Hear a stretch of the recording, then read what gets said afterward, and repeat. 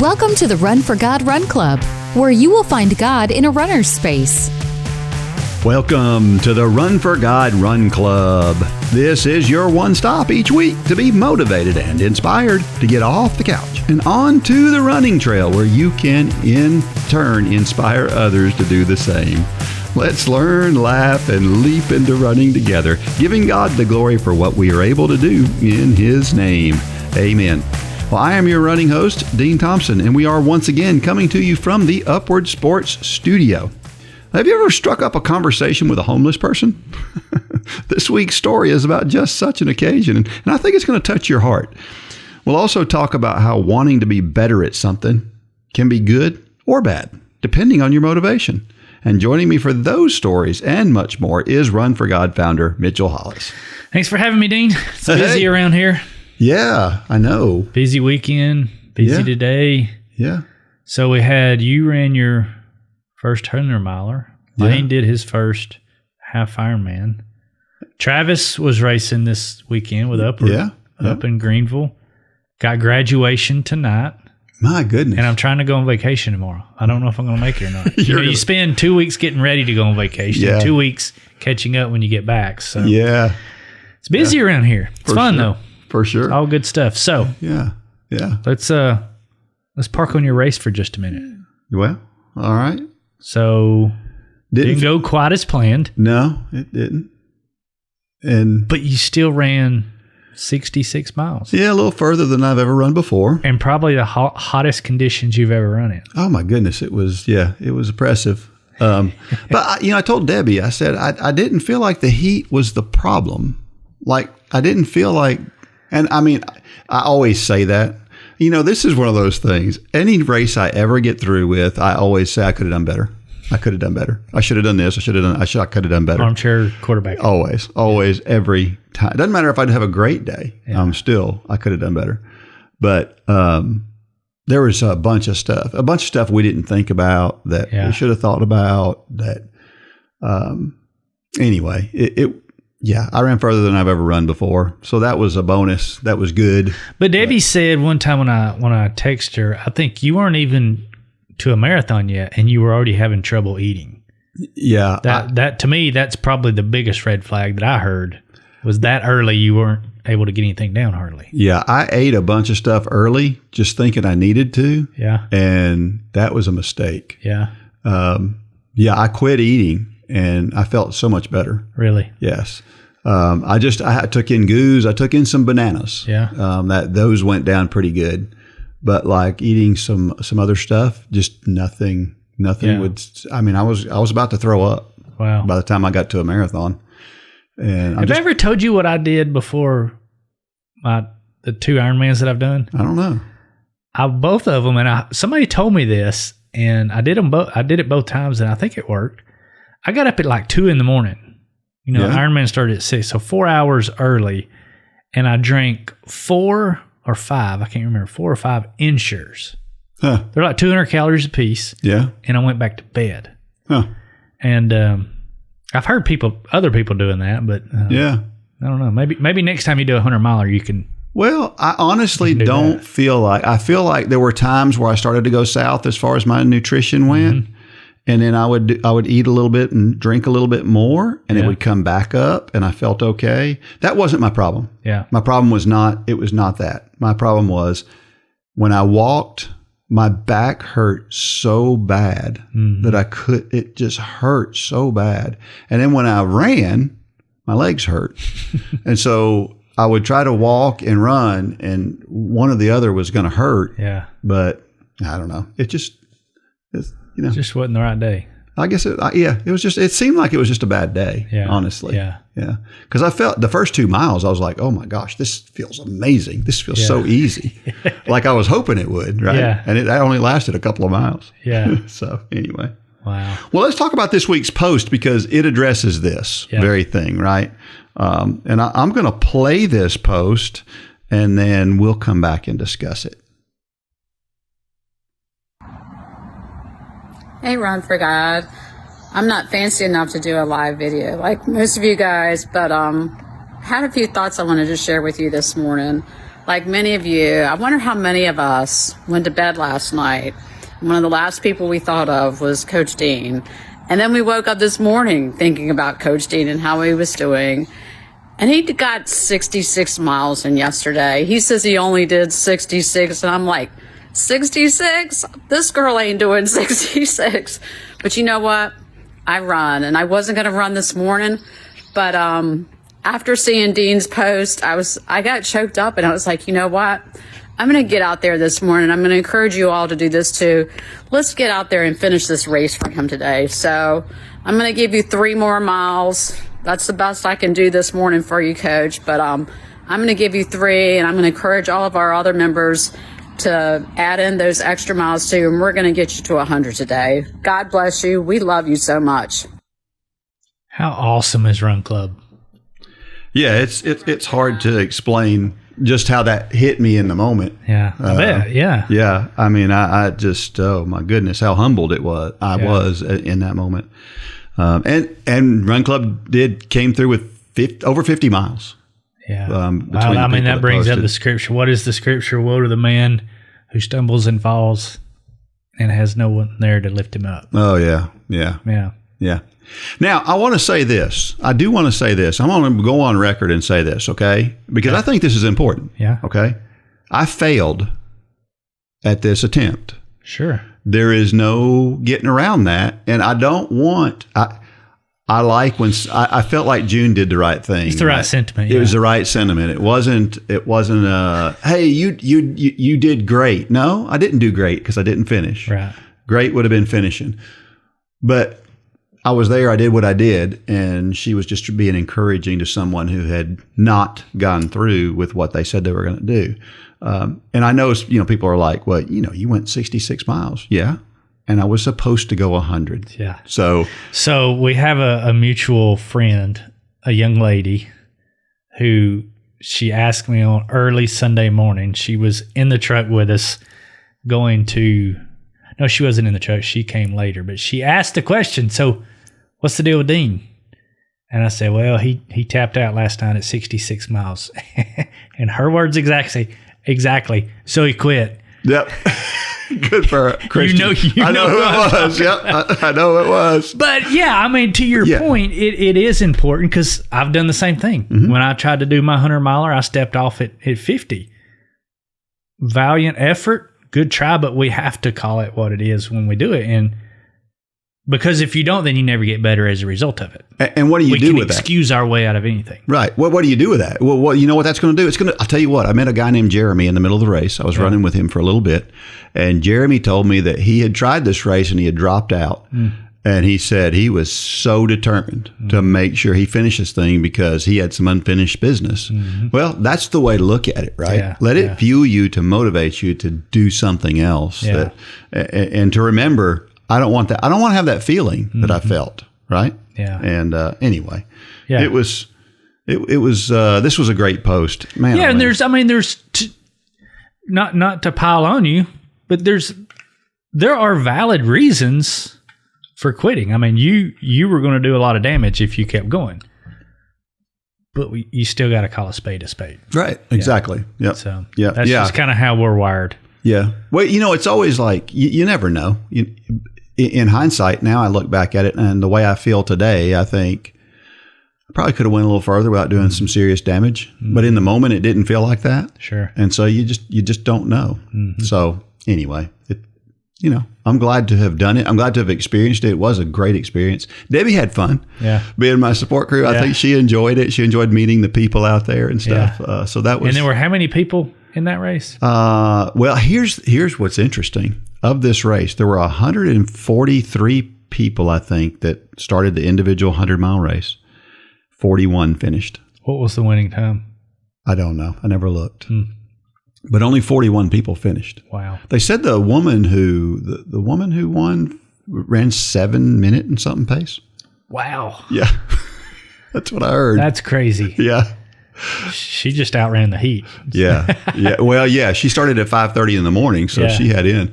But I'll tell you what, it's hot all the time there. It is. I mean, even at night it's when I stopped after midnight and the heat index was still well over 90. Yeah. At midnight. So it was. Yeah, I talked to you right before dark, and you were just looking forward to it getting dark. Yeah, and it did feel better. Yeah. As a matter of fact, getting dark might have been my downfall because it got dark just before I got to the 7 Mile Bridge. Mm-hmm. And so I ran most of the 7 Mile Bridge. Mm-hmm. And then I tell you here's how I should have paid attention to this ahead of time. 7 Mile Bridge, of course, you went 7 miles before in between support. I knew that was going to happen. My brain was ready for that. So I got that support at the end of that 7 miles. It felt so good, but then it was 5 more miles before you got the next. Mm. And that was longer than most of the stops in between stops. And that just mentally devastated me. I should have seen that ahead of time and realized, okay, it's not just a 7 miler, it's a 7 miler and a 5 miler. And that's going to be a tough 12 miles total. Mm-hmm. I think I'd have been in a better spot with my brain if I would have paid attention to that ahead of time. So how much an old guy told me one time before I tried to do that treadmill, he said, if you can run a marathon, you can run 100 miles if you can convince your brain to do it. How much of it now I know you were fighting a potential injury, which is what I was dealing with on the treadmill at the time. But I mean, everything you're describing is a lot of mental stuff. Yeah. The mental gymnastics that you play with yourself. It's a mindset thing for sure. I mean, it's all mindset. Yeah. Matter of fact, there was one guy at one stop late. It was already dark, I remember. And I'm walking behind him as we walked into the stop. And he was talking to his support crew. And I don't remember what he said, but it was something like, it was his body was just breaking down, falling apart. And he made some kind of comment about that. But it was like, I don't care that my body's breaking down and I'm falling apart. That's just what it is. And I'm just giving you a status update. I'm not telling you that means anything, you know? I mean, that's the difference in an ultra runner and everybody else. Yeah. I think that's almost a badge of honor. Yeah. I mean, the guy could hardly walk. I mean, he was limping and we still got, I don't know at that point. That was just off the 7 Mile Bridge, I think. So we still had roughly halfway. Or it was more than halfway. Yeah. 40 more miles to go, and he's like he's dying. It's like, but whatever. I don't know. Well, congratulations. That was 66 miles. Quit or not quit. That's a feat in and of itself. It was a good experience. Job, thank you. Our trivia question from last week came in this form. It said, name the athlete who has won the most NCAA running titles. Did you notice that I said running titles, not track titles? I didn't know if you noticed. But if you talk about running titles, that goes to Edward Cheserek. He also known as King Ches. He won 17 NCAA titles if you count individual, relay, and team titles. That's incredible. He was at the University of Oregon.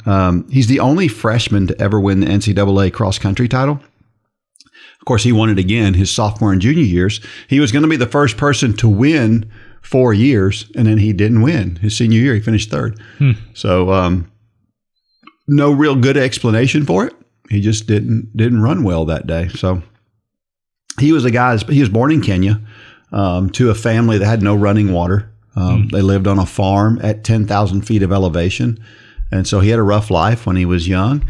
And interestingly, he was a soccer player when he was young. And so as a soccer player, they noticed, hey, he can run pretty well. And so they wound up getting in touch with, he wound up starting to run and found out, he really is good at that.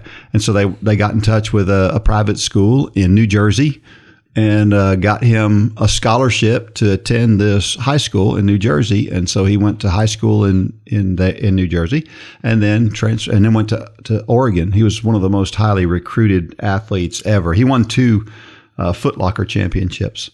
So really highly recruited.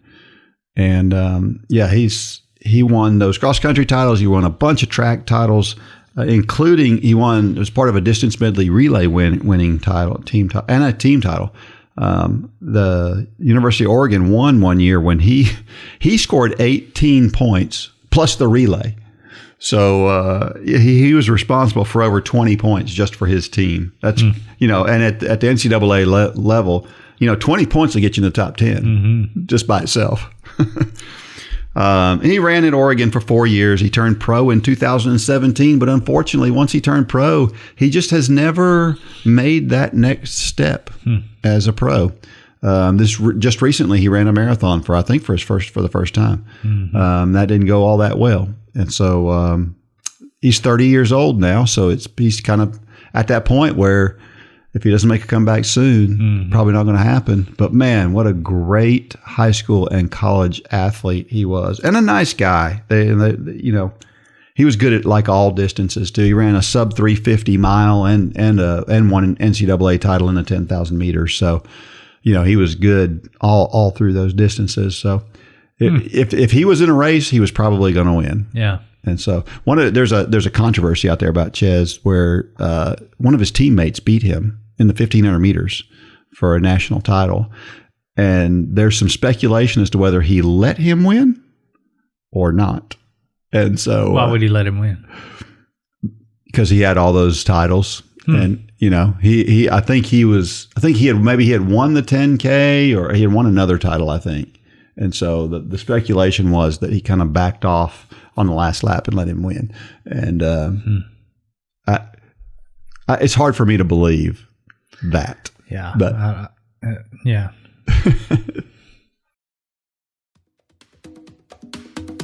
Upward Sports equips churches to run self-sustaining sports ministries in their communities. Whether you're a sports fanatic or on staff at a church, Upward Sports will give you all the tools you need to run a first-class sports ministry that allows you to reach families in your community. Upward Sports offers basketball, soccer, flag football, cheerleading, volleyball, baseball, and softball through league and camp offerings. At Upward Sports, we want to help your church make a difference and give you increased opportunities to share the gospel. Learn more today at upward.org. That's upward.org.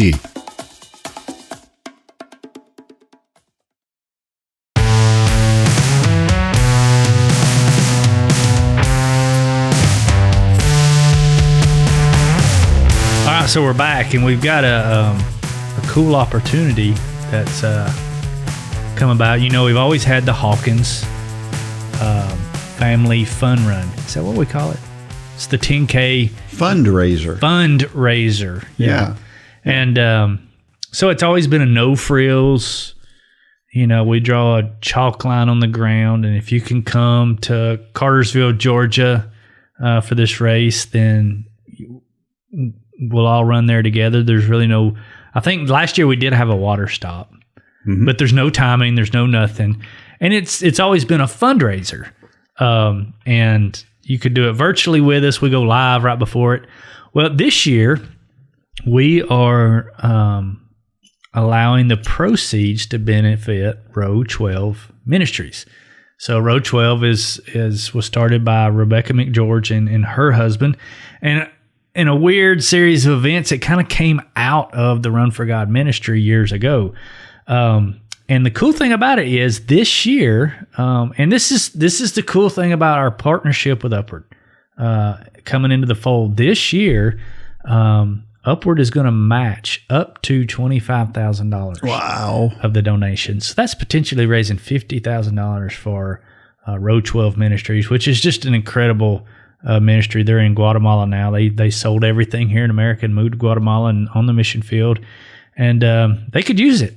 I mean, it's really a great cause. So if that interests you, it's being talked about all over the Run Club page right now. But if you want to donate, you can go in there and find that. You can shoot Angie an email at Angie@runforgod.com. She'll get you all the information. But and you can run the race virtually. You can run it virtually. Your donation, right? Yeah. And so go check it out. It's a great opportunity to raise a lot of money for an incredible organization. So go check that out. Yeah, absolutely.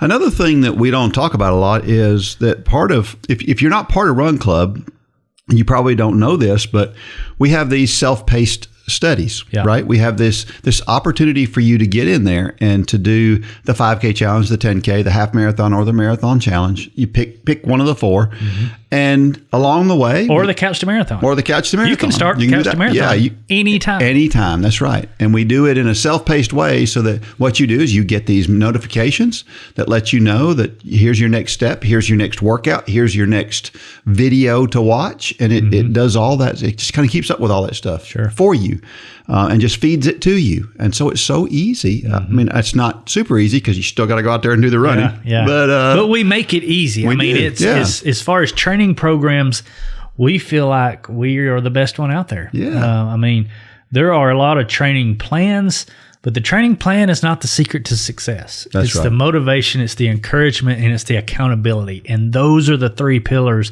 of what makes Run Club so unique. It's because we have all those things, and it's a community of like-minded people who love to share Christ in the process. Well, and you just heard how supportive they are. Right? Sure, yeah. With June's post. Yeah. And listen, I know you think, well, you're part of the podcast. I mean, they were picking up your slack. I mean, yeah, that's right. That's right. They were. You know, but that's the thing. I know that some people are listening to this and they're thinking, well, you're the guy on the podcast. That's why they're helping you. No. That goes for everybody. Yeah. I'm just another person in this club, right? Sure. Yeah. So, join Run Club if you haven't already. All right, well, our story this week is from Rhonda Williams. It's another one from Rhonda Williams. I think we did one from Rhonda Williams last week, as a matter of fact. But, man, she sent this one to me, and I read it, and I was like, oh, we're doing this one next. Yeah. I just loved it. So it's a little different than her usual story. It's sort of an open letter, and I like it. So this one's called A Letter to Daniel. Dear Daniel, it's been almost a year since we met on that street in Liverpool, England, but I still think of you often. I wonder how you're doing and if you remember our conversation. We met on a street corner in downtown Liverpool on a Monday. You and I almost stepped out in front of a bus that was turning, but my husband yelled, "Stop!" And thank goodness we did. You made a joke about not paying attention, and when we had safely crossed the intersection, you asked us for money. You explained that you were down on your luck, so my husband gave you a little money and then asked about your situation. You told us about the death of your 16-year-old daughter, losing your job, and your wife leaving you, and my heart broke for you. I could see pain in your face and a desperate plea for hope in your eyes. My husband and I shared our stories of what Jesus has done for us and how he loves you too. He knows you, Daniel. He loves you and knows the pain you feel. He wants to transform your life. He wants to give you a hope and a future. Jeremiah 29:11. I could see in your eyes that you wanted to believe, but couldn't get past the hurt. We shared with you how Jesus can heal the hurt, change your circumstances, and give you a bright future. And I think I saw a glimmer of hope in your eyes, for a moment anyway. I have been praying that hope grows. What you didn't know, Daniel, is that we weren't supposed to be in Liverpool that day. We were supposed to be there the day before. But our cruise ship was rerouted due to port congestion, so we docked on Monday instead. We weren't supposed to be downtown either. We had planned to take an Uber outside of town to an area that looked great for running.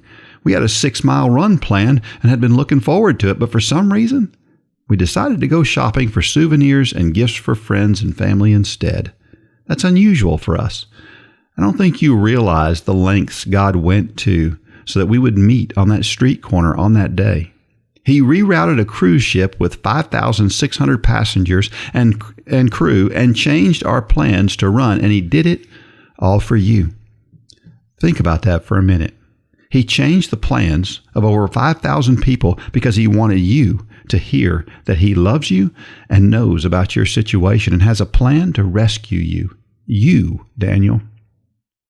When we returned to the United States, I heard about Franklin Graham's God Loves You Tour UK to be held in London just a few weeks after the day we met. I was so excited and prayed that you would go. Was this what God had in mind, to use me and my husband to get you ready to go to London to meet Jesus? I can't help but think of the story that Jesus told of the shepherd who left 99 sheep who were safe to go after the one who was lost. I looked at the Billy Graham Evangelistic Association website after the tour was over, and it said that 5,000 people from all over England and Wales boarded 130 buses to go to London to hear about God's love. Did you go, Daniel? Were you on one of those buses? I hope with all my heart you were. I pray that you heard the message and felt the tug of the Holy Spirit on your heart. I pray you surrendered to the only one who can provide hope, life, and restoration. God changed the plans of thousands and directed the steps of others to reach just one, you. Do you need more proof of his love for you? Jesus took on our sin and died in our place. We deserved to die on that cross, but he took our place. He suffered terribly in order to set us free. No one else has ever or will ever love you like that. I continue to pray for you, Daniel.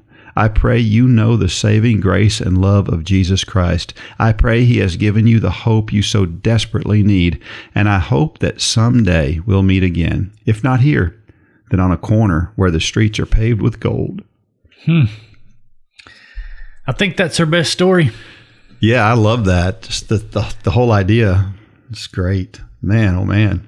Yeah, like I said, I saw this one, and this is such a picture of who we are supposed to be, right? I mean, we are supposed to support one. So that's the theme of this podcast, right? Yeah. We're supposed to support one another. We're supposed to be looking out for one another. And I mean, Run for God, Upward Sports, that really is our heart, right?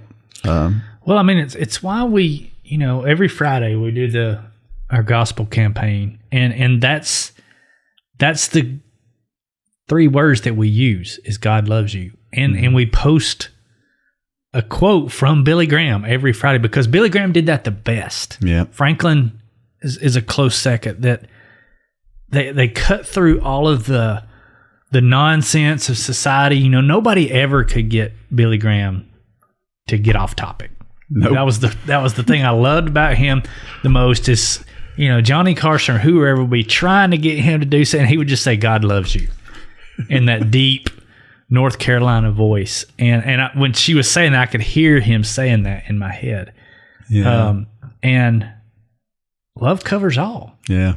And I don't know, it just really comes out. Rhonda, great job on this story. Yeah. You know what struck me about this story is she's talking about how God changed the itinerary of 5,000 people for this one. It's even more incredible than that because, God did do that. But God didn't just change 5,000 people for the one.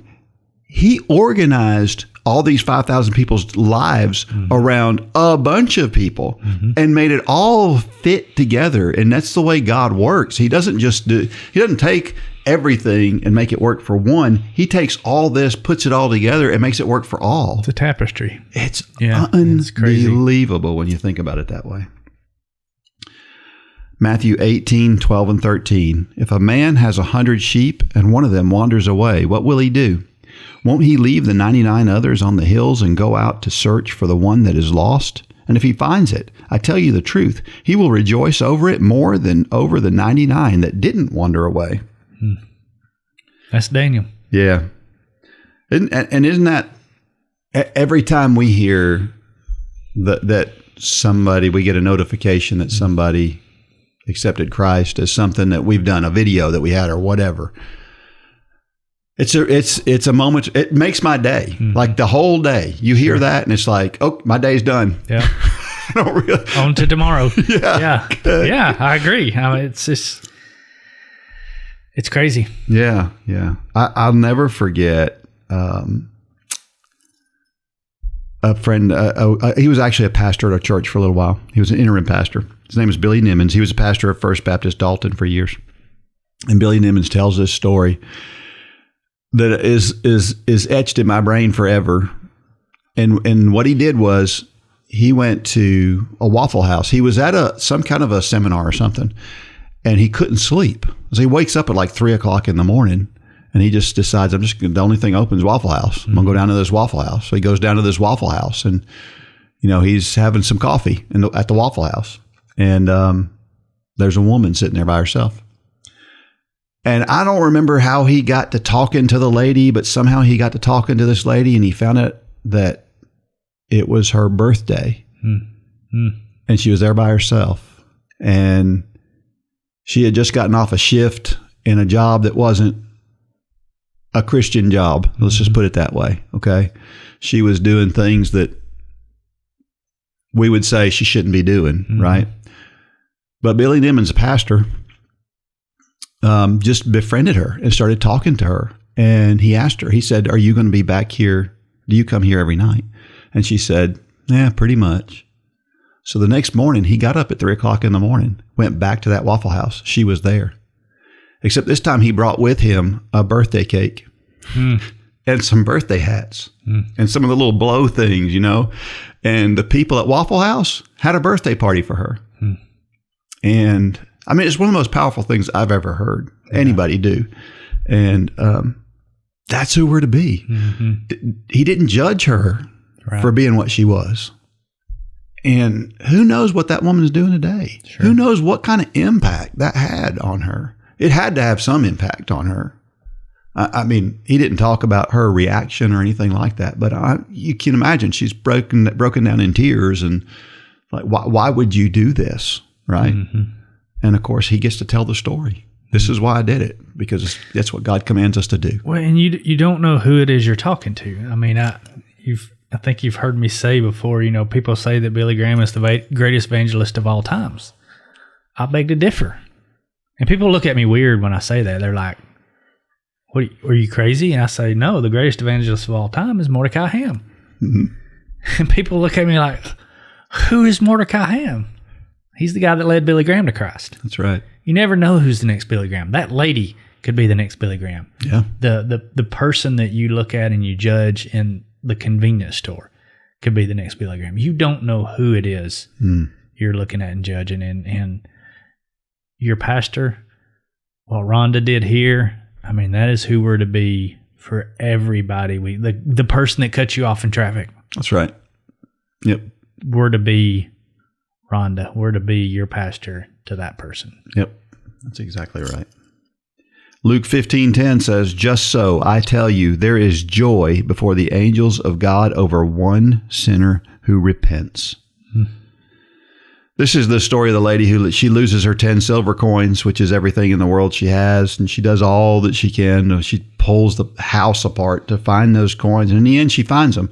And then she has this big party because her life isn't she feels like her life is done if she loses this money, and she finds them and changes the trajectory of her life. And that's kind of the way we should look at people. People aren't coins, but they're lost. And when we find them, we should rejoice over when God finds them or they find God and they make that connection. It's the most joyous thing we could ever experience. I'll never forget my two boys. Both of my boys were, they accepted Christ on the front porch of my house. There's days I go out there and I'm on that front porch of my house and I think about that. I mean, I'll never forget it. As long, I don't, I want to live in Cohutta the rest of my life, if for no other reason. Why? I like my front porch for that reason. It just means so much, and it should mean so much to us when that happens. I don't think we can go too far in our attempts to share God with others. Now, we can do it in an ineffective way. We do have to be careful how we do it. Just like Billy Nimmons, I don't know the way that he connected God to that scene, but there was certainly a bad way he could have done it. Right? It would have been easy for him to point his finger and say, "What you're doing is a sin." But he never did that. Instead, he supplied a need and said, "This is who God is to us," and made a difference. Romans 5:8 says, "But God shows his love for us in that while we were still sinners, Christ died for us." Key word is us. Oh. Us is the guy that cut you off in traffic. Us is the lady sitting in that Waffle House. Us is Daniel. Us is everybody. We somehow, I know I do. You get in these moments where we think that it's those people and me, and that's a horrible admission to make. It is, but we all go there. We do, and this tells us that Christ didn't die for me. Christ didn't die for you. Christ died for that prostitute. Christ died for that guy, the homeless guy on the street. Christ died for the person that cut you off in traffic. And when we try to elevate ourselves in any way above that, that's a sin. Yep. It just is. Yeah. You have to call it what it is. Yeah, and I can't, the way that he did this knowing that we were going to reject him. Mm-hmm. He did this knowing that our behavior was going to be abysmal. Sure. And he did it anyway. There's these people who are doing these terrible, horrible things. There are these people who are saying, there were people who crucified him. What did he say on the cross? Mm-hmm. Forgive them. Forgive them. I mean, that's the hardest part of the crucifixion for me is not the crucifixion itself. It's doing it for the person that hated him. Yeah. So it's trying for me to put myself in his shoes and thinking about giving my son, one of my two boys, up. I mean, that's bad. Yeah. But then doing it on behalf of somebody that I despise and that despises me. Yeah. That can't be replicated. Mm-mm. It can't. And I think the way that a good connection for a lot of people, I think, is to think about Memorial Day. You know, when we memorialize our soldiers that died for you know, we're very thankful. You know, how many times we've all met a soldier or a veteran and said, thank you for your service. And we mean it. We mean it because we really appreciate what they sacrificed for us. And those who made the ultimate sacrifice is even a bigger deal. They did that, though, for something that was important to them, that they're getting some love back, right? Mm-hmm. And Jesus did it for people that hated him. And it's such a, when you think about how much you appreciate our soldiers, and then you think about Jesus doing it for people that hated him, you think, wow, that's so much more, it's so deep, so much deeper. Sure. And it's incredible. Question: Daniel suffered so much loss that he lost hope. Have you ever lost hope? Have circumstances ever shaken your faith? I think they probably have for all of us at one point or another. You know, I've told the story before about working for the same company for 25 years. And, you know, I had 25 years of great positive reviews and people telling me what a great job I was doing. I sacrificed. There were a lot of long days. There were a lot of getting up in the middle of the night. There was a lot of doing a lot of stuff. Mm-hmm. I poured my heart and soul into that job. And then all of a sudden there's basically one person that just didn't like me. Right. And basically it was like this company that I had felt like I bled and died for years, just basically turned their back on me. Is the way it felt. Right. That's not exactly what happened. That's what it felt like. Mm-hmm. Right. That's hard to deal with. And you want to talk about getting shaken. It's like all this time, everything has always been so positive. I mean, I used to walk around and talk about, you know, I am so fortunate to have had such a good life. Mm-hmm. I feel so blessed. And then after that, I quit saying that. Yeah.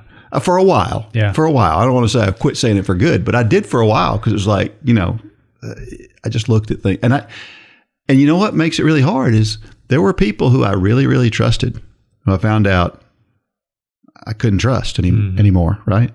And so that makes it really hard to trust the next person, you know? There have been times when you've called me, and I don't think I've ever told you this before. There's been times where you've called me and said, hey, can we talk about something? I'm like, is this that moment that I went through?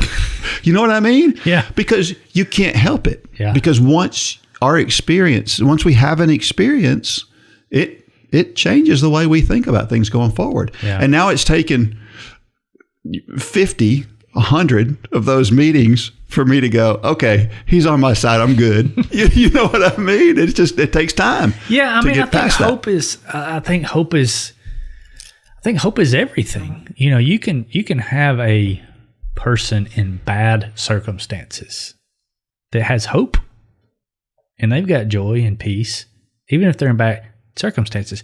Flip that around. You can take a person is in good circumstances, but has no hope. Yeah, they have no joy. They have no peace. And I think I've mentioned this on here before. It seems like that is something that God has revealed to me just over the past several years. Of you look at how society defines success and wealth. And for years when I was younger, I mean, that's how I defined peace and joy. You put it all together. Yeah. And what I've learned, or not what I've learned, but what I think God has revealed to me is that I think I can see through that now. You see people who, by outward appearances, they have it all, but it's almost like sometimes God gives you a glimpse into their soul. Yeah. Do you know what I'm talking about? Yeah, I do. And it's like, I would never want to be that person. Yeah. They have everything. They can buy whatever they want. They can do whatever they want. Oh, yeah. And there's just a hollowness and an emptiness. And then you look at somebody who is on welfare, maybe food stamps, but man, they've got Jesus and they're all about Jesus. They're the wealthiest. It's kind of like Billy Graham said one time. He said, how was it he said it? Today or one day you'll read that Billy Graham has passed away. And he said, don't believe it. He said, because I'll be more alive than I've ever been in my life. Yeah. And it's because I'm in the presence of God. And we can experience that here on earth. Yeah. But it's all our mindset. Yeah. It's what is our focus on? You know who comes to mind for me? Who? Do you remember Danny in Cape Girardeau? Yeah. You remember him? Yeah. There was a guy, he didn't have a whole lot, but he was doing big things, and man, his faith was Society huge. would call him a failure. That's right. But he had more going on than 95% of society. Yes.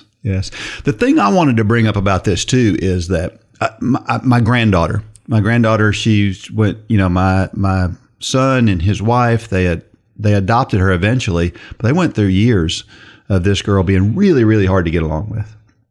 And that little girl had no hope. She was in 7 different homes in the first 6 years of her life.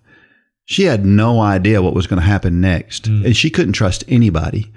And so what it took my son and his wife time after time after time of showing her that they could be trusted, and then ultimately adopting her before she finally, you could tell she's finally at that point now. She still is a little bit, you can tell she's still a little reluctant, but she's so much better now.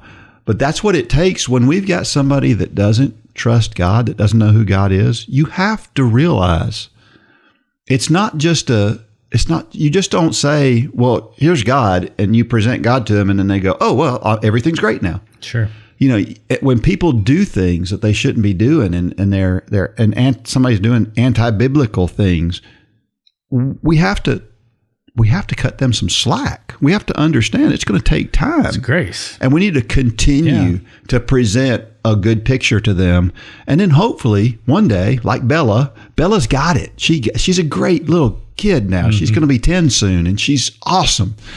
And she wouldn't have got there. Sure. If you hadn't had parents who were up at 3:00 in the morning, a lot of nights, dealing with her having fits, literally screaming and yelling and pounding on doors. Sure. That's who we have to be. Yeah. We have to realize that the people who aren't Christians, we have to show them what a Christian looks like. Sure. Another question: have you ever shared your story with a homeless person or someone asking you for money? Consider that when they ask for money, they're actually asking for hope. I've done that. That's kind of a controversial thing, right? I got a guy in my Sunday school class. He was a state trooper, and he's done other police officer type jobs.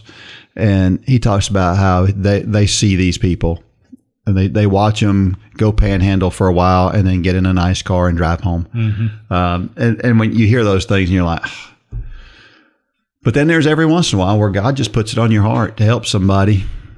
And you know what? Even if they are a panhandler and they are just taking advantage of somebody, you hope at some point in time, some of the words that you say as you hand them that money, that maybe something gets through to them, and maybe it does. Yeah, it's not on, the outcome is not on us. That's right. The outcome is to do what God tells us to do. Yep. And It's hard sometimes. It's really hard. Yeah. Last question. Are you open to being used by God to help a stranger, even one you don't think is worthy? Meditate on 1 Peter 3:15. So Landon and I were in Chattanooga a few weeks ago, and number one, I don't ever carry cash. I'm just one of those people. I use my debit card everywhere I go, and so we were leaving. We were up at Woodcraft, the woodworking shop in Chattanooga, and we were leaving, and there was a lady sitting on the ground, and she wasn't panhandling. I saw a person with no hope, completely empty. She didn't even have her head up in there. She had a little bucket sitting beside her, but she was just staring down at the ground. She wasn't asking for anything. And Dean, I flew by her. I was trying to make the red light. That was the first thing God did, was he turned the light red, because I was trying to get that green light out of the parking lot with light turned red. And then it's downtown, it's Chattanooga, East Ridge area at like 5:30. So there's traffic everywhere, but for some reason there was no traffic behind me. There was nobody coming in this parking lot behind me. And God was just like, thump, thump, thump. And I sat there for a second, and there was still no traffic behind me. It's like, wow. And I told Landon, I said, man, God is telling me to back up here and give this lady some money. I never have money on me. And I opened up my wallet, and there was money in there. Now, God didn't just put the money there. I'm not saying, but it was uncharacteristic of me to have the amount of money that I gave this lady. And I backed up, and I about hit 3 people in the process, because there were people trying to turn out at this point, but they still weren't behind me. I was able to back probably 100 yards back up to this lady, and people screaming and yelling at me, and this lady got up, and I mean, you could tell when the first question I asked her, I said, I didn't ask her a question. I made the statement. I said, please don't go buy anything illegal with this. I said, but God laid it on my heart to give you this. And I gave it to her, and it was like,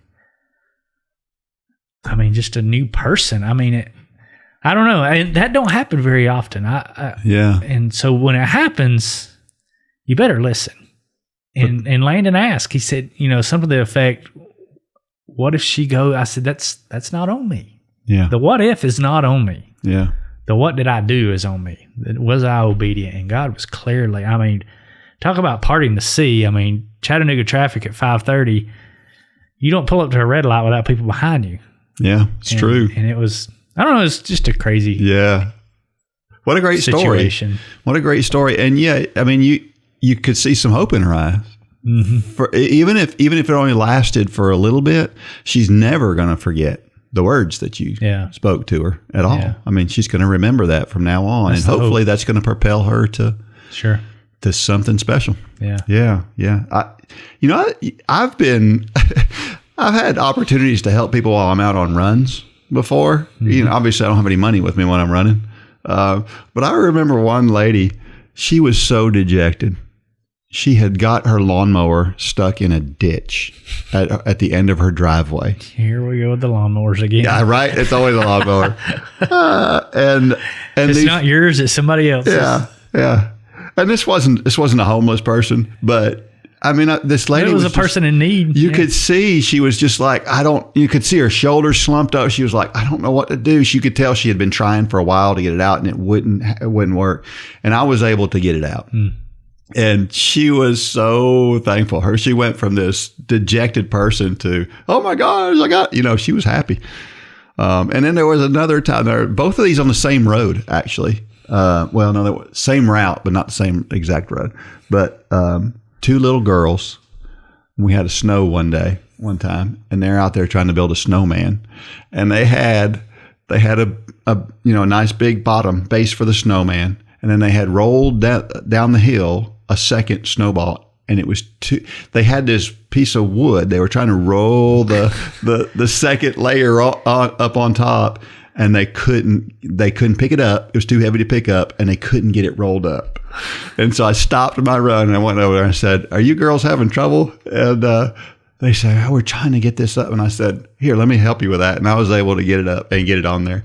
And those two little girls had this big bright smile on their face, and it's just being able to do things like that is like those are silly little things that were 30 seconds of a run, both of them, that just I still remember today. But how many times are those opportunities out there that we miss them because we're in a hurry? Yeah, just like it would have been easy if that light had been green. You wouldn't be thinking about that today. Yeah. Gosh, it's all the time. We just never know. And I believe that the Bible tells us that God's word doesn't come back void. And I just think that when we do things, when we speak God into people's hearts, I just think it has an impact. Again, whether or not they accept the impact or not it's up to them. But I think there's a reward in heaven for those things. I'm sure of it. Upward Sports Run for God Run Club is the best way to stay motivated for your fitness journey and your faith journey. You get these weekly podcasts, but there is so much more. We have proven training plans available for you, whether you're just at the beginning of your fitness quest or you've been running for 20 years. We have something for everyone, and it doesn't matter where you are with God either. We have something for you there, too. If you're not a member, join today at runforgod.com. It is the best value you will find.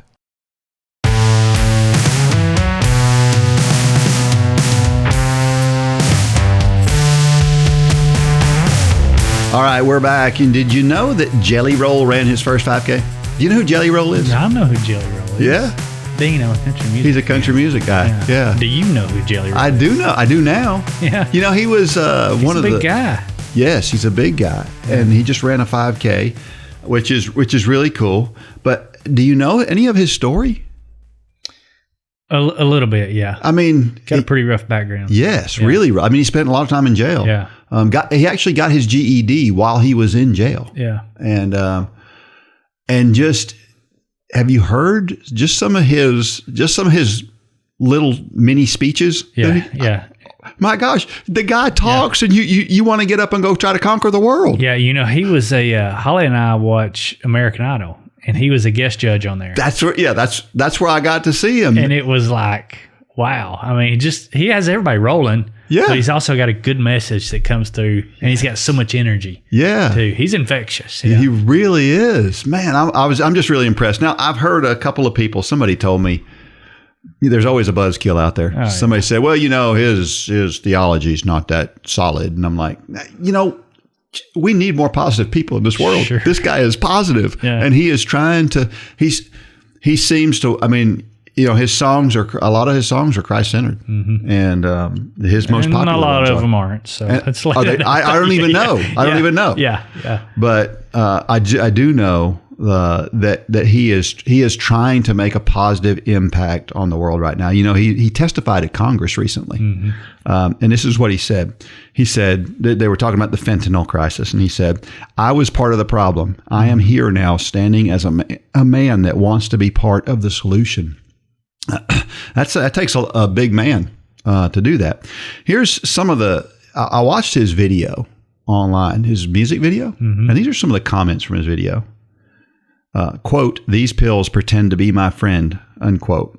"You are saving me, Jelly. I've been trying for a while. 7 days clean and sober this morning. I've listened to this song every day since I found it. Thank you, Jelly."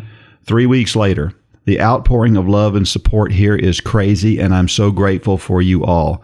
It may not seem like much, but when I'm feeling weak, I come and read these comments, and it fortifies my resolve. God bless you all." "Jesus didn't search for saints. He came for the people like us, but loved all just the same. Keep rolling and making great music. It's never too late to turn to God's light when you're alive. 6 months sober. My baby girl just turned 1 year old yesterday, and I want to be a better person for her. All praise to the Lord, my Creator." I mean, this is the impact this guy's having. I mean, these are the comments just based on his music. Now, again, does he have other stuff? Is it a little bit? he's reaching a demographic that may not get reached otherwise. Yeah. Well, and I mean, he seems to be at work, as we all are. Yes. Yeah, that's a good way. The question is he better today than he was yesterday? I think the answer to that question is yes, for sure. No question. And now he's run a 5K. Are there things that he still needs to work on? Absolutely. But there's things that I need to work on. There's things that Billy Graham needed to work on the day before he died. Yep. We don't, again, to the point earlier, don't be judging these people. Yep. Look inside your own life first. Absolutely. And here's a guy over 300 pounds. I mean, I don't know how much he weighs. He's got to be well over 300 pounds. Well over, yeah. I would think. And he's running a 5K. So if he can do it, I don't know who's listening out there that needs to hear it. Kind of makes me think of Mike Weaver. Big Daddy Weave. Oh, yeah. You weren't part of Run for God when he ran the 5K with us, but big old guy. The funniest thing is we've got a picture of him crossing the finish line with a turtle, and somebody put the caption on the picture. It says, "Behold, the turtle only wins the race when he sticks his neck out." Yeah. But Mike was the last finisher of the race, and he found a turtle right before the finish line. He picked it up, and he let the turtle cross the finish line in front of him. It's just an incredible picture. Yeah. He's a good guy, though. Good he's a really stuff. Good guy. Well, it's a time for Dean's Thoughts. That's a time when I share something I've written about the intersection between running and faith. You ever been jealous of someone else's talent? Yes. I know I have. This one's called the comparison trap. We often wish we had skills that someone else has. I'm envious of people who are great conversationalists. Oprah was so good at conversation that she made a monumental career out of it. How many millions of people listen to Joe Rogan talk for 3 hours at a time, often about things not even related to what the podcast is about? Regardless of whether you think Joe is helping or hurting our society, there's no doubt that the guy's conversational skills are off the charts. I'm not that guy.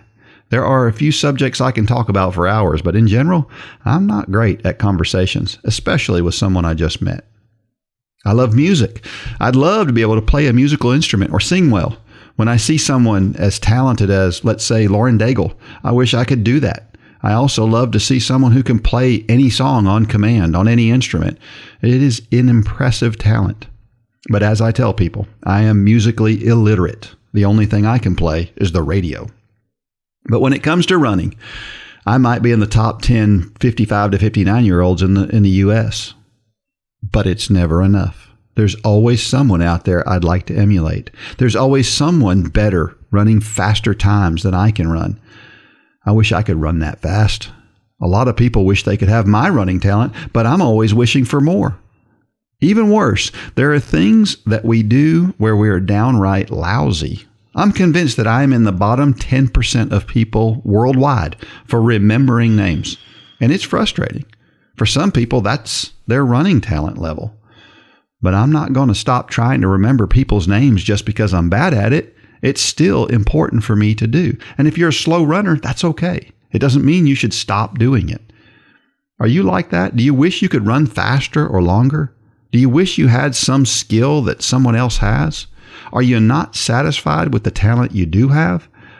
We've probably all been there. And I don't necessarily think it's a terrible thing to want to be better at whatever we do. After all, that desire leads us to improvement in many areas of our lives, including running. But at some point, we have to be content in who we are. If not, we risk the chance of falling into a trap.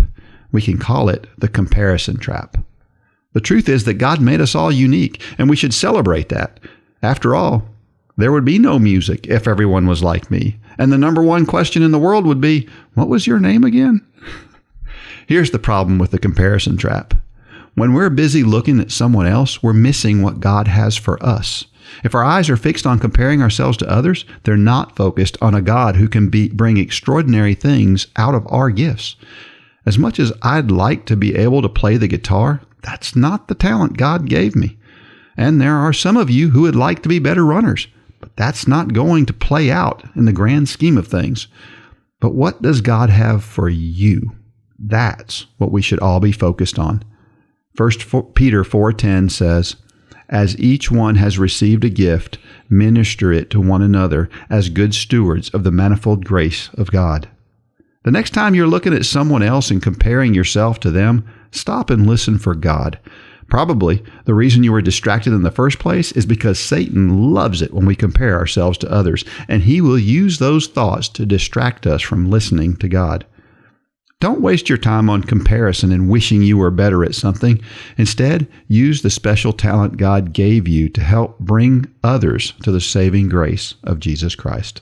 It's a great story, Dean. So what's the number one thing? Let's be a little transparent here. Yeah. What's the number one thing you would like to be better at? I want to play a musical instrument. I've always wanted to play a musical instrument. I've always wanted to be good at that. And I don't know if I'm not good at it or I don't have the patience for it, but it's one or the other. What about you? That one's up there for me. Is it? Yeah. Yeah. You know, I tried to take guitar lessons. Yeah. Have you ever heard this story? I don't know. Lane was wanting to take guitar lessons. And I thought, well, I've always wanted to play the guitar. So I went and bought me a nice Yamaha guitar, and I bought him a little kid's guitar. Yeah. He was like 10. Yeah. And so we go and we're going to take lessons together, you know, good father-son bonding time. And like 3 weeks in, the guy's name was Greg, great guitar teacher here in town. This is what he said to me. He said, you just need to give Lane that guitar and take a back seat. Just as blunt. I mean, kind of like Christian saying he quit. Yeah. I mean, and it was like, did you really just say that to me? And yeah. So I gave the guitar to Lane, and now Lane plays in the praise band. He plays bass, acoustic, electric. And I can't play Mary Had a Little Lamb on it. Yeah. So do you think patience has anything to do with it, or do you think you're just not good at it? Oh, it's definitely patience is a lot of it. Yeah. Because you got to practice. I mean, Right. you got to, and being still is not my, Right. you know, it's kind of like you. Yeah. I got ants in my pants. Yeah. So yeah, that's probably up there for me. Yeah. Well, I think comparison is so much more prevalent today than it used to be. And I'm sure it's because of social media. We see what everybody else is doing all the time. Sure. When I was a kid, we didn't know what anybody was doing in their spare time. Now we know because we can look on Facebook and find out, or Instagram or wherever.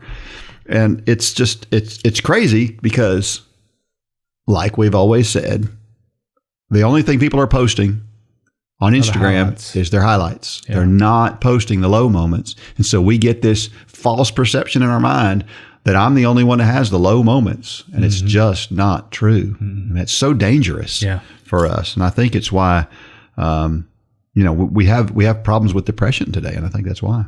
Sure. You know, it's hard for me to believe that, like somebody who's a good musician, it's really hard for me to believe that somebody who's a good musician would be dissatisfied with their talent. But then when I take a step back and I look at it and I think, well, I'm never satisfied with my running. So they're surely not satisfied with, and that's what drives them. And that's what makes them better. Good. Yeah. That's what makes them great. Because they keep doing it, right? Yeah. It's that, whatever that thing is that you love to do, you know, you get good at it. There's very few things, if any, I'm sitting here, I'm quizzing myself. There's very few things where you ever really get to the point of, I've made it. Yeah. I'm done. Yeah. You know? Yeah. Well, and we have to think about what if nobody had ever thought, well, I wonder if it's possible to fly. I mean, think about how the flight has changed the world. Yeah. It's completely changed the world. What if nobody had ever thought and just said, well, you know, we've got all these we got horses. We're good. Yeah. You know what? The world would be a whole different place right now, and not a better one for sure. Yeah. Thomas Edison, a lot of people think Thomas Edison discovered the light bulb. He didn't. That's not true. Right. What Thomas Edison did was he discovered a way to make a light bulb that would be economical, that we could mass produce. Henry Ford didn't invent the car, but he invented a way to make the car affordable for others. Yeah, Henry Ford didn't invent the car. Henry Ford invented the assembly line. That's right. Well, he actually didn't invent it either. Well, yeah. He got that idea from somebody else. Yeah. That's exactly, But the whole point is all of these great things that we have today are people trying to make something that somebody else discovered better. Yeah. Right? And that's just what we should all be doing, I think, is just striving to be better, whatever it is. You know, I'm going to keep trying to be better at remembering people's names. I'm never going to be good at it. I don't think you're ever going to be good at it. I don't think so. Nor am I. But I'm going to keep trying. And I remember I met Jeremy this weekend. I met Judy this weekend. I met Chaz this weekend, and I can't remember his sister's name, but I got 3 out of 4. So I feel good about that. So what is, and I think I know the answer to this. What is one good thing you are good at that other people say, I wish I could do that? Well, running, obviously. Running. Yeah. What about you? Your organizational skills are off the charts. I guess. Yeah. Yeah. Yeah. You don't realize how much people envy that, but they do. Really? Yes. Oh, totally. My wife calls it OCD. Well, she can call it what she wants to, but it's an enviable thing. Yeah, I'm task driven. If I were you, I would have been better prepared for that 100-miler. I probably would have went a little further because I would have been better prepared for it mentally, because I just didn't take enough time to really think about it. You know my coaching style. I mean, yeah. I think a lot of coaching is getting athletes to understand you got to prepare. Yeah. If you don't prepare, me and one of my boys have this conversation often. If you fail to prepare, then prepare to fail. Yeah. Well, I mean, in this case, in the 100-miler, I prepared mentally for running, the running part. There were a lot of the logistical things I didn't prepare for. Right. The little details I didn't prepare for. Mm-hmm. And most of the time that never hurts me in a race. When I did the Ironman, it didn't hurt me. It didn't hurt me a bit. Mm-hmm. I hardly thought about what I was going to do fueling wise. I made one decision and said, this is what I'm going to do. And I did that, and it worked out great. Yeah. And so it's never, but this is a whole different undertaking. And I underestimated how much planning needed to go into it. Mm-hmm. And I think it had an impact. Mm. So there's your thing right there, I think. Mm. But I don't know. All right. At Upward Sports and Run for God, we're all about helping you on your fitness journey. But we also want to support you on your faith journey as well. Sign up today for the self-paced Bible in a Year Challenge and listen every day as I read through the entire Bible in 365 episodes. As a bonus, I also give you running and walking tips of the day and finish with a different encouraging quote in each episode. You must be a Run Club member to participate in this exciting and edifying challenge. Sign up and start listening today.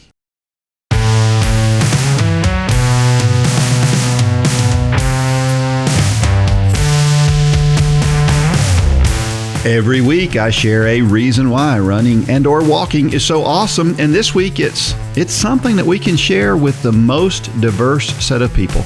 So Jelly Roll ran a 5K, right? Mm-hmm. So I don't have anything in common with Jelly Roll. We don't even like the same music, right? I mean, he did hip hop at one time, and then he went to country. It's like the two forms of music that I don't listen to, right? But we do have faith and running. And he's now a 5K runner, and we've got that in common. What's the cool thing about, a 5K class, which the church model we're bringing back this fall.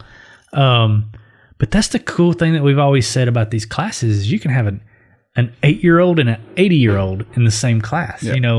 Our churches nowadays are so, I shouldn't say fragmented. They're so compartmentalized by young adults and senior adults and single and married, and even the services, it's contemporary and traditional. Well, a Run for God class, it brings all those different people together because it's about running, and running appeals to a wide variety of people. And so, your point's right, but we also see this in the actual Run for God classes that have gone on around the world. Well, and I think it goes even a step further than that too, because yes, they're definitely in the classes, but when you go to races like on the weekend, there's so much division in our world, and we see it everywhere these days. I mean, even in our churches, you see some division a lot of times, but I don't ever remember being at a road race or something like that and hearing a bunch of people arguing about something. I don't ever remember somebody bringing something up that I just wanted to lash back. I don't remember it. Well, and I think, Super Dave. You remember Super Dave? Yeah. Well, I was actually just on a meeting with him before we did this podcast, and he's one of those. What's the lifting? Oh my goodness. CrossFit. Yeah, he's one of those CrossFit guys, and he said there's a special bond that is formed with people that you suffer with. Yeah, and that, in essence, is what running is. It's a suffer fest, and there's a special bond that's built there, and it cuts across all the lines that normally divide us. Yep. True. Well, we're recording this at an odd time. We're kind of squeezing it in between some stuff. And so I don't want to talk about what's going on right now because it'll be too late by the time it comes out. But it won't be long before we get to the Olympic trials and then the Olympics in August. This only happens every 4 years, right, that we have the Olympics. And everybody gets jacked up and excited about running and track and field. But why not all for the time? Olympics? Exactly. We have the World Championships even every year. But people don't get nearly as excited about the World Championships as they do. But see, I'm one of those people. I know you are. You've heard me talk about this on here. It's like you get to this part and I'm like over here nodding my head and just But when the Olympics roll around, I don't know what it is. So I'm a test case for you. Right. So let me ask you this, okay? So you got some people who are trying to do things like Michael Johnson. And this is our career. Yeah. Yeah, I know. You should be interested. Michael Johnson's trying to start a new track league, right? Yeah. And he's trying to make it exciting. And I just don't know that the things he's talking about are going to make a difference. He needs to call Dubai. Yeah. We talked about the enhanced games last week. I don't think that's going to do it. It might get people interested for a minute, but that's going to be it, even if that does happen. But here's a couple of things. I have a theory, right? And this is, and maybe I may be way off on this, but I think two things make the Olympics interesting. First of all, it's country against country. In the World Championships, we look at the country. We don't really focus on the country. We're focused on the number of medals the United States wins in the Olympics, right? Very often. And that helps drive us to want to be interested in the Olympics. See, I kind of disagree with that. Do you really? Yeah. Really? Yeah, I mean, because I think running sports, track and field, is personality driven. I mean, look what Usain Bolt did for running in the Olympics. And I mean, everybody was tuning in to watch him. They weren't tuning in to watch the United States. You know, some of the other big names of the past, the names. And I don't think it really matters. I'm sitting here questioning myself. Yeah, those are the biggest moments. He popped out in my head when you said that. And I agree with that. The biggest moments are they transcend. It was a personality. Yeah, for sure. And there's always, Michael Johnson was one of them, right? But yeah, I don't know. But I think there's something about having this one country against another that gets us pumped up. I can see that. And then I also think that there doesn't seem to be any other time. This is a problem with our sport. There's no other time where it seems that all the best runners in the world get together and compete against each other. Even at World Championship time, it seems like there's always people who are missing, who just skip World Championships because they've got something else going on. Nobody skips the Olympics. Everybody that is healthy and can run runs in the Olympics. And that's what makes the Olympics great, because the competition is always the best competition you're going to find anywhere. And we don't have that. We have the Diamond League where you have pretty good competition every week, but like they had a Diamond League meet this past weekend. Is it always in the U.S. though? No. Or does it travel around? It's rarely in the U.S. Okay. But and that's the problem, right? So this one was in Europe, and so there were a bunch of European folks competing. And then they were in China for a while. There were a bunch of Chinese athletes, and there were some good athletes sprinkled in. But you never have that epic like the Olympic 1500 meters. I can't wait to watch. It's going to be an epic battle. It's going to be the greatest race I've ever watched. I'm just convinced of it, right? But those guys are not going to race each other before then, probably. Yeah, it's funny we're talking about this, and it's why I said they need to call Dubai. I never watch golf. I mean, I love golf, but I never watch it. And my in-laws are actually in town, and so my father-in-law were watching the PGA Championship this past weekend. Mm-hmm. And in golf, they've done a pretty good job of always bringing the best in the world together. They do come out, and it travels around the world. But I feel like there's a threat to it right now, and it's that LIV. Have you heard about this? Yep. And I feel like that's going to fragment because they're paying these people insane amounts of money. It'll never return. It'll never ROI. But they don't care. They don't care. Yeah. I mean, they offered Tiger Woods, $900 and something million, wow. And he turned it down. Wow. And so, it's what I always liked about But are they ever gonna try to pull those people away from the PGA and the British Open and the Masters? If they, because what I learned is, if you signed with LIV, you can play in the majors, but none of the other tournaments. Right. So it's already fragmenting it. Yeah. And if they ever make that rule for the majors, which would be the kiss of death for PGA, it would disassemble everything. Yeah. If that happens. Yeah. You know, it's kind of like triathlon. You know, the World Triathlon Organization is kind of the gold standard, but now you've got Super League and some of these trying to rival it. And I mean, I'm a capitalist. I think competition is great, but it's kind of like, you know, when a kid says they won the Little League World Series nowadays. Well, that don't mean nothing. I mean, there's 30 right. World Series, you know, and so I don't know. I like the tradition of these older organizations, governing bodies, and part of me doesn't like the competition that they're getting. And I get it. I mean, yeah.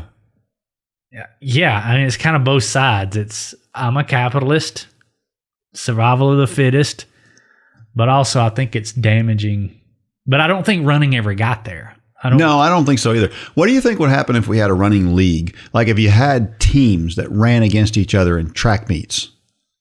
What do you think if you had, I don't know, 6 regional track meets or track teams? Well, that's kind of what Super League is trying to do in the triathlon world. Yeah. But it's just... And it's not catching on. Well, I mean, what defines the team? Yeah. I mean, it's an individual sport. Well, triathlon's different because it's a race. In track and field, it's a lot more complex than that because you've got, you know, 2 dozen everybody's events. Still getting paid on their individual talent. Yeah. So I don't know. But to your point, I'm one of those people. Yeah. I will watch it. I will binge it during the Olympics. Yeah. But even during the World Championships, I think I watched one race this past year. So I'm your problem, Dean. Oh, well. Well, how about a trivia question for this week? Let's go back to the Olympics again. There was an athlete who won 12 medals in track and field in the Olympics. His nickname was the Flying Finn. What was his real name? Do you know this one? Nope. If you know the answer to that one, you can send that to dean@runforgod.com. And if you're the first person to answer, you will win $20 off in the Run for God store if you're a member of Run Club. So do that. The Flying Finn.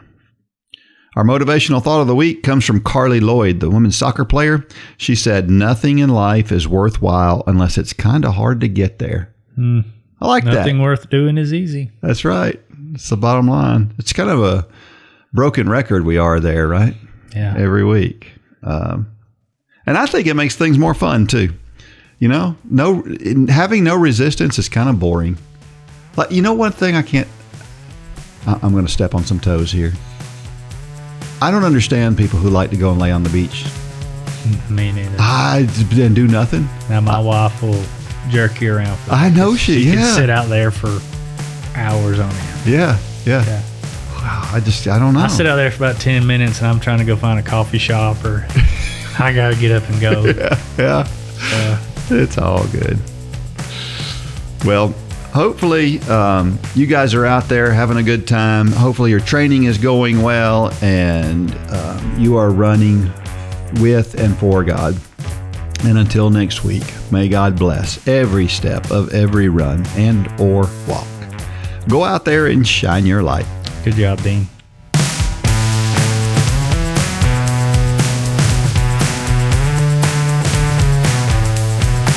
For more information about the Run for God ministry, go to runforgod.com. If you have questions about your salvation, click on the Peace with God tab. There's nothing more important. Thanks for joining us today.